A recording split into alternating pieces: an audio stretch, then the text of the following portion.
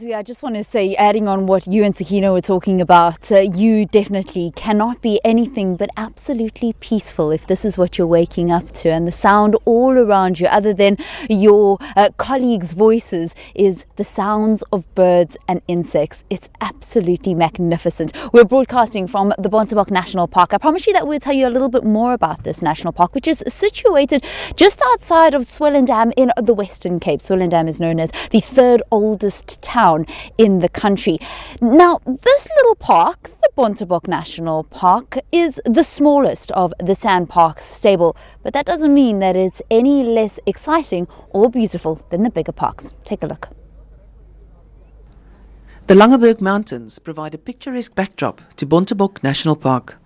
Proclaimed in 1931, this park was established specifically to protect the vulnerable Bontebok, a rare and unusually marked antelope. They are endemic to the Cape Floral area and once roamed the region in large numbers. European settlement and hunting brought the animal to near extinction by the early 19th century. A small population of 17 Bonteboks remained and has since grown to more than 2,500 individuals worldwide. The maximum number of Bontebok a park of its size can support without inflicting serious damage to plant life is around 200 of these animals. The protection of the endangered fynbos veldtype and the coastal renosterveld is therefore of importance, as it's one of the largest remaining renosterveld islands, which contains several plant species that are found nowhere else in the world. Other game species like grey reebok, duiker, Cape grysbok, red hartebees and Cape mountain zebra can also be found here. The park has no dangerous predators and is bordered to the south by the Breda River.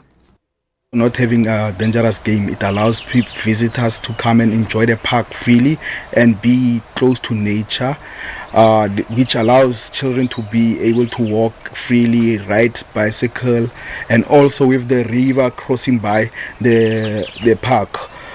You are allowed to swim in the river. You can utilize the river for fishing, you can utilize the river for river rafting, or swim, or in whatever sports that you like to do in the water. Bontebok has a lovely setup of chalets that are overlooking the Breda River.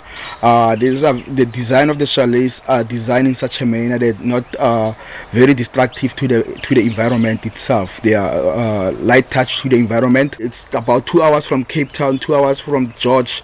It's an ideal stop over when you're going to the garden route or coming from the garden route towards Cape Town. It's ideal just to take a 2-hour drive with the family and you will be in Bontebok National Park with a Swellendam town close by. This small, family-friendly national park is the perfect place to spend time close to nature. Linky Bierman, SABC News, Bontebok National Park. And as the saying goes, dynamite comes in small packages. There's 2 loops that go around the park, and they estimate that it takes you about 2 hours to drive there. But what's really fantastic about this park is that it's incredibly family friendly, and people that are involved in canoeing will know the Breda River canoe race, which also comes through the park here. And on that note, the kayakers have just gotten onto the Breda River right here.